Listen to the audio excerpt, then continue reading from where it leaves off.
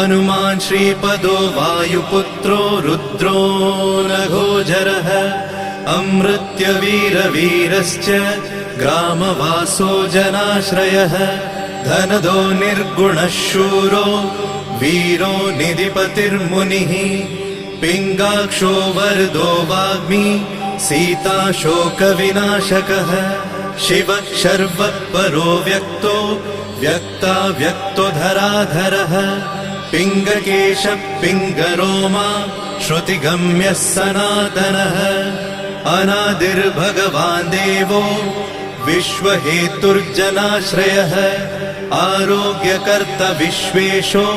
विश्वनाथो हरीश्वरः भर्गो रामो रामभक्तः कल्याणप्रकृतिस्थिरः